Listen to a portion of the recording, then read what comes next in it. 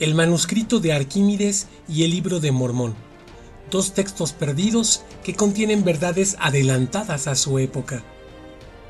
Imaginen retroceder en el tiempo, 2300 años atrás, hasta la antigua Siracusa, en Sicilia.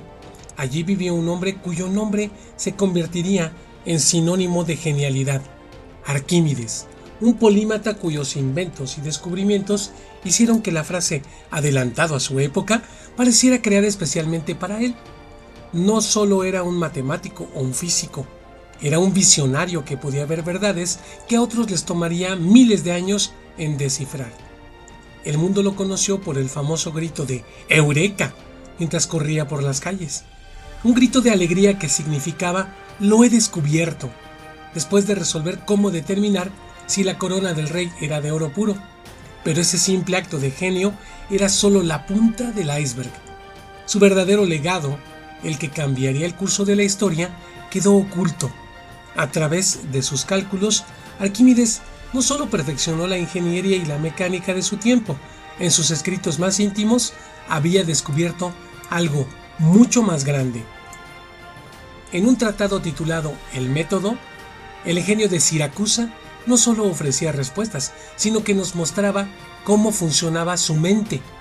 Revelaba cómo se acercaba a los problemas matemáticos complejos usando una técnica tan revolucionaria que, sin saberlo, había inventado el primer borrador de lo que hoy conocemos como cálculo. Imagino un mundo donde el volumen de una esfera podía ser calculado de una forma simple y elegante, usando cilindros y conos. Y lo más asombroso para llegar a esa conclusión, no se limitó a las formas que se pueden tocar. Su mente viajó a un plano de infinitos cortes, manipulando figuras en escalas imaginarias que solo él podía ver. En esencia, estaba jugando con el infinito. 1800 años antes de que matemáticos como Newton y Leibniz llegaran al mismo concepto. Pero el conocimiento a veces es frágil. Siglos después de la muerte de Arquímedes, cuando su nombre se desvanecía en la historia, un monje medieval se quedó sin pergamino. Sin saberlo, tomó la última copia de los trabajos más importantes de Arquímedes, raspó la tinta y escribió oraciones religiosas sobre el texto que podía haber acelerado el Renacimiento en un milenio. Este acto de reciclaje devastador ocultó el genio de Arquímedes por siglos, forzando a los matemáticos del Renacimiento a redescubrir por su cuenta lo que él ya había sabido. La pregunta que surge es inevitable. ¿Qué habría pasado si ese documento no se hubiera perdido? ¿Cuántos años, cuántos siglos de desarrollo científico y tecnológico se habrían ganado? Es una historia de un tesoro perdido que, al no ser aceptado o comprendido en su momento, impidió que el mundo avanzara mucho más rápido. El paralelo moderno, un mismo cuento, diferente época. Si la historia de Arquímedes te parece fascinante, prepárate, porque lo que te voy a contar a continuación es una historia muy similar, pero con un giro que nos atañe directamente. Mientras que Arquímedes vivió en el siglo III a.C., nuestra historia salta al siglo XIX, en los Estados Unidos, justo como el genio griego, un hombre llamado José Smith, afirmó haber descubierto un registro antiguo, no en un pergamino, sino en unas planchas de metal. Este registro, traducido y publicado en 1830, es lo que conocemos como el Libro de Mormón. La historia de estas planchas metálicas era tan increíble como la del manuscrito de Arquímedes. Supuestamente fueron grabadas por profetas y pueblos antiguos que habitaron el continente americano miles de años antes de la llegada de Cristóbal Colón. Y así como el mundo no estaba preparado para el cálculo de Arquímedes, la sociedad de 1830 no estaba preparada para lo que este libro contenía. Piensen en el contexto. En ese momento, la arqueología en América era prácticamente inexistente. Se tenía la idea de que los nativos americanos eran pueblos primitivos, que vivían en tribus dispersas.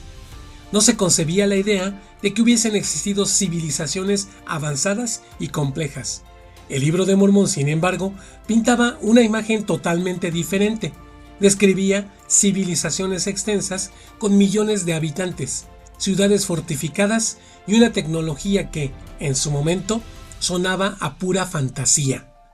Hablaba de la agricultura, el comercio y, lo que era más sorprendente, del uso de cementos para la construcción, de calzadas que se conectaban entre varios territorios y de sistemas de escritura.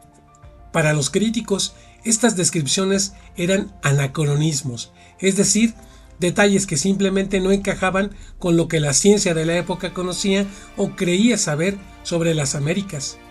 Era una historia que, al igual que el manuscrito de Arquímedes, se presentaba ante un mundo que no tenía las herramientas o el conocimiento para comprenderla y aceptarla. Así y todo, la analogía se vuelve inevitable. Si la ciencia del siglo XII no pudo ver las verdades de Arquímedes, es posible que la arqueología del siglo XIX tampoco estuviera lista para reconocer las verdades del Libro de Mormón. Del anacronismo a la evidencia, un hubiera sabido que hoy brilla. Aquí es donde la historia se vuelve realmente fascinante. Si el Libro de Mormón se hubiera aceptado como un texto histórico en 1830, el mundo de la arqueología habría tenido una hoja de ruta con casi 200 años de adelanto. Sus descripciones habrían sido una brújula para los primeros exploradores. La arqueología moderna, en lugar de ser una ciencia de descubrimiento ciego, habría sido una de confirmación. Pensemos en los llamados anacronismos, esos puntos de la historia que los críticos usaron para descartar el libro por completo. Por ejemplo, el texto habla del uso de cemento para construir ciudades. Durante más de un siglo, esto parecía un sinsentido. En la mente de los investigadores, los pueblos precolombinos solo construían con piedra y lodo. Pero, ¿qué ha revelado la investigación moderna? Descubrimientos recientes han encontrado en la región maya un mortero de cal tan sofisticado y resistente que es comparable al cemento moderno, un material que, de haber sido buscado con la guía del libro, podría haber sido descubierto mucho antes. ¿Y qué me dices de las vastas ciudades y poblaciones? La creencia popular, incluso hasta hace unas décadas, era que las selvas de Centroamérica y Sudamérica estaban pobladas por pequeños grupos tribales, pero el Libro de Mormón describía millones de habitantes, ejércitos y ciudades densamente pobladas. La arqueología, con los métodos tradicionales, no encontraba una evidencia que respaldara tal magnitud. Sin embargo, en los últimos años ha habido una revolución tecnológica. La tecnología LIDAR, que puede escanear y ver a través de la densa vegetación de la selva, ha revelado algo asombroso. Lo que se creía que eran colinas naturales resultaron ser pirámides y construcciones enterradas. Lo que se pensaba que eran montículos de tierra eran en realidad complejas ciudades interconectadas por kilómetros de calzadas y de murallas. De repente, la visión de grandes civilizaciones que el Libro de Mormón describió tan vívidamente pasó de ser un anacronismo a una verdad arqueológica, un conocimiento que ahora brilla, pero que podría haber brillado desde el inicio. Imagina el impacto, imagina si esa luz no hubiera sido apagada. No solo habríamos sabido sobre la existencia de esas ciudades y tecnologías décadas atrás, sino que los debates sobre el conocimiento avanzado de los antiguos pobladores de América, su dominio de la astronomía y su capacidad para construir estructuras monumentales se había resuelto mucho antes. La historia de América, tal como la conocemos, podría haber sido muy diferente. El conocimiento espiritual, el testimonio final. Hemos hablado de arqueología, de ciencia, de ciudades perdidas y de tecnologías asombrosas. Pero para cerrar este paralelismo, debemos ir al corazón del asunto, a lo que verdaderamente distingue el Libro de Mormón de cualquier otro texto, incluyendo la Biblia. Si el manuscrito de Arquímedes contenía secretos matemáticos, el Libro de Mormón afirma contener verdades que no solo son históricas, sino también espirituales. La Biblia nos relata el nacimiento, la vida y la resurrección de Jesucristo en la Tierra Santa. Sin embargo, el Libro de Mormón añade un capítulo que durante siglos se mantuvo oculto. Su relato culmina con un evento tan trascendental que, si fuera cierto, cambiará nuestra comprensión de la historia de la fe. El libro testifica que después de su resurrección, el propio Jesucristo visitó el continente americano, caminó entre sus habitantes, les enseñó, sanó a los enfermos y estableció su iglesia, tal como lo había hecho en Jerusalén. Este no solo es un detalle, es el punto culminante de la narración, un testimonio de la gracia de Cristo hacia otras ovejas que no pertenecían a su otro redil. Si el mundo hubiera aceptado el libro de Mormón cuando salió a la luz, no solo habría acelerado el campo de la arqueología, sino que también habría introducido una nueva dimensión de fe. Se habría conocido un segundo testamento de Jesucristo y se habría revelado que su ministerio no se limitó a un solo rincón del mundo, sino que, en su gracia, Él buscó a todas sus ovejas. El libro de Mormón ofrece más enseñanzas y conceptos que no se encuentran en la Biblia o que la aclaran de manera más detallada. Aparte de la visita de Cristo a las Américas, aquí hay algunas de las más importantes. El plan de salvación. El libro de Mormón presenta un marco más detallado de lo que los creyentes llaman el plan de salvación, que abarca la existencia premortal de la humanidad, el propósito de la vida terrenal y el estado futuro. Habla de la importancia de la oposición en todas las cosas para la sabiduría y la elección, y de la forma en que el sufrimiento puede ser un catalizador para el crecimiento espiritual. La naturaleza de Dios. Mientras que la Biblia insinúa la naturaleza del Padre, el Hijo y el Espíritu Santo, el libro de Mormón ayuda a clarificar su relación. Enseña que son tres seres distintos con un propósito y voluntad unificados y que Jesucristo, al igual que Dios el Padre, tiene un cuerpo de carne y huesos glorificado. La función de las Escrituras. El libro de Mormón enfatiza el papel de las Escrituras como un segundo testigo de Jesucristo. Declara que Dios continuará revelando su palabra a diferentes naciones y no limitará la escritura inspirada a la Biblia. El propósito del dolor y el sufrimiento. El libro de Mormón profundiza con el propósito del dolor, la enfermedad y las dificultades. Enseña que estos desafíos son necesarios para que la gente pueda saber la diferencia entre el bien y el mal y tener la oportunidad de ejercer su libre albedrío. La gracia de Cristo. El libro da una comprensión más profunda de la gracia de Cristo, enseñando que su gracia es lo que permite a las personas hacer buenas obras y que la salvación viene después de hacer todo lo que podamos hacer. Esto coloca la salvación firmemente en el poder de la expiación de Cristo. La pluralidad de matrimonios. El libro de Mormón hace mención a la poligamia. En el libro de Jacob, el texto condena la práctica de tener más de una esposa y enseña que la monogamia es la norma establecida por Dios. Sin embargo, también abre la puerta a la excepción, declarando que Dios podría, en ciertas ocasiones, mandar a su pueblo a practicarlo para levantar una posteridad para mí. Esta es la pequeña puerta, lo que distingue de una condena absoluta. El método de la resurrección. El libro de Alma en particular ofrece una descripción detallada del proceso de la resurrección, algo que la Biblia menciona pero no explica en profundidad.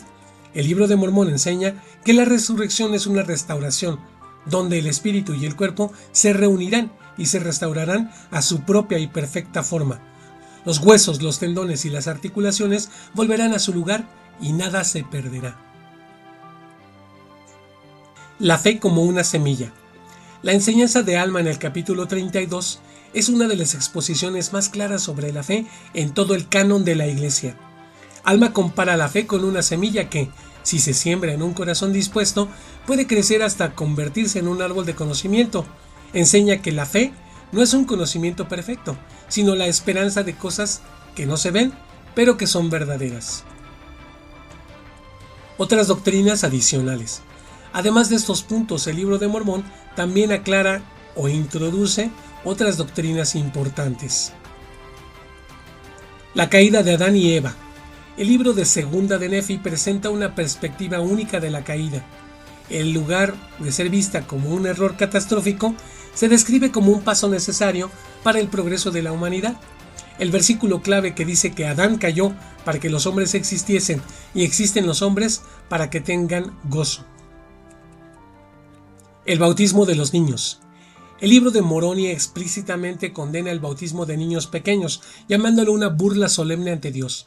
Enseña que los niños no son capaces de pecar y no necesitan el bautismo, ya que son redimidos por la expiación de Jesucristo. El propósito del libro de Mormón. El libro aclara su propia razón de ser, afirmando que fue escrito para convencer a los judíos y a los gentiles de que Jesús es el Cristo. Lo presenta como un segundo testigo de Jesucristo, complementando el testimonio de la Biblia. Así, la analogía se cierra por completo. Al igual que el manuscrito de Arquímedes, el libro de Mormón fue un documento que se presentó a un mundo que no estaba listo para su verdad. Pero a diferencia del manuscrito, su mensaje va más allá de las matemáticas y la historia. Es un testimonio de que el conocimiento, tanto científico como espiritual, a veces espera pacientemente a que la humanidad tenga los ojos y el corazón listos para recibirlo. Análisis final. La luz que el mundo descartó. A lo largo de estos segmentos hemos explorado dos historias increíblemente similares, separadas por milenios. En ambas, un documento antiguo que contenía conocimientos muy adelantados a su tiempo fue desestimado o ignorado. La historia de Arquímedes es un caso de estudio sobre cómo la pérdida de un conocimiento vital puede retrasar el progreso de la ciencia por siglos. Pero la historia del libro de Mormón nos invita a una reflexión más profunda. No es solo una historia de un libro perdido, es una historia sobre la credibilidad y el sesgo. El libro de Mormón se presentó en una época donde las herramientas y el entendimiento para validarlo simplemente no existían. Se le acusó de ser un fraude precisamente por los detalles que hoy, con la tecnología del siglo XXI, parecen encontrar confirmación. El uso de cemento, la vasta población, las calzadas y ciudades interconectadas, la existencia de la cebada, todo esto era descartado como pura ficción. La lección que podemos sacar de esto es que a menudo la verdad no es reconocida en su propio tiempo. Puede ser demasiado grande, demasiado compleja o simplemente demasiado contraria a lo que creemos que es posible. El hubiera sabido de nuestra conversación no es solo una fantasía, es una pregunta que nos obliga a considerar cuántas otras verdades, ya sean históricas, científicas o espirituales, han sido apagadas por la incredulidad o la falta de entendimiento, solo para ser redescubiertas o validadas más tarde. En un mundo obsesionado con la innovación, es irónico pensar que en algunas de las ideas más revolucionarias podrían no estar en el futuro, sino en el pasado. El libro de Mormón, en este sentido, nos desafía a mantener la mente abierta, a cuestionar nuestras suposiciones y a considerar que la historia de la humanidad podría ser mucho más rica y compleja de lo que creíamos. Nos recuerda que la luz de la verdad puede estar brillando justo frente a nosotros, esperando pacientemente a que tengamos la tecnología, el conocimiento y la fe para verla.